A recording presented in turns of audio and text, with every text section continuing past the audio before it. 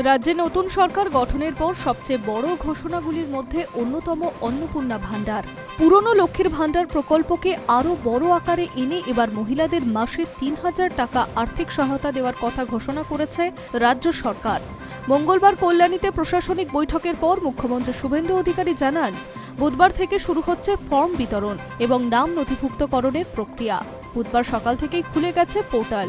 যারা আগে থেকেই লক্ষ্মীর ভাণ্ডার প্রকল্পের সুবিধা পাচ্ছিলেন তাদের নতুন করে আবেদন করতে হবে না, তারা সরাসরি অন্নপূর্ণা ভাণ্ডারের আওতায় চলে আসবেন।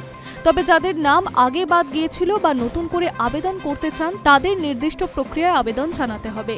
মুখ্যমন্ত্রী জানিয়েছেন, নতুন ভোটারের তালিকার ভিত্তিতে আবেদনকারীদের তথ্য যাচাই করা হবে। পাশাপাশি যাদের নথিতে কোনো ট্রাইব্যুনাল আটকে রয়েছে, মানবিক কারণে তাদের ক্ষেত্রে আপাতত সুবিধা চালু রাখার সিদ্ধান্ত নেওয়া হয়েছে। সরকার একটি নির্দিষ্ট পোর্টাল চালু করেছে, সেখান থেকে অনলাইন ফর্ম আবেদন করা যাবে। এছাড়া প্রশাসনের তরফে নির্দিষ্ট ক্যাম্প থেকেও ফর্ম সংগ্রহ করা ও জমা দেওয়া যাবে বলে জানা গিয়েছে। কিভাবে অনলাইনে আবেদন করবেন? প্রথমে অন্নপূর্ণা ভাণ্ডার wb.in এ ক্লিক করতে হবে। অন্নপূর্ণা ভাণ্ডারের সেকশনে ঢুকতে হবে। আবেদনপত্র ডাউনলোডের একটি লিঙ্ক পাওয়া যাবে, তাতে ক্লিক করে আবেদনপত্র ডাউনলোড করতে হবে, সেটা প্রিন্ট আউট করতে হবে। আবেদনপত্রটির সঙ্গে কয়েকটি গুরুত্বপূর্ণ নথি জমা দেওয়া বাধ্যতামূলক। সেই বৈধ নথিগুলি হচ্ছে বৈধ রেশন কার্ড, আধার কার্ডের প্রতিলিপি, নিজের ব্যাংক অ্যাকাউন্টের পাসবইয়ের কপি, আধারের সঙ্গে লিঙ্ক করা সক্রিয় মোবাইল নম্বর, আয় শংসাপত্র, বসবাসের প্রমাণপত্র। সবচেয়ে গুরুত্বপূর্ণ বিষয় হলো ব্যাংক অ্যাকাউন্টের সঙ্গে আধারের সংযোগ বাধ্যতামূলক। আধারের লিঙ্ক না থাকলে সরাসরি ব্যাংক অ্যাকাউন্টে টাকা ঢুকবে না বলে স্পষ্ট জানিয়ে দিয়েছে প্রশাসন।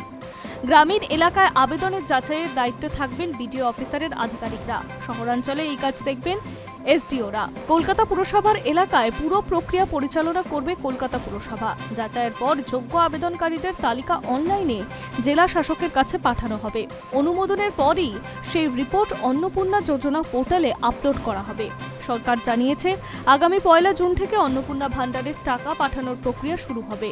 তবে নতুন প্রকল্পের পুরোপুরি চালু না হওয়া পর্যন্ত পুরনো লক্ষ্মীর ভাণ্ডারের ভাতা বন্ধ হবে না। ফলে উপভোক্তাদের আর্থিক অসুবিধায় পড়তে হবে না বলে আশ্বাস দিয়েছে নবান্ন।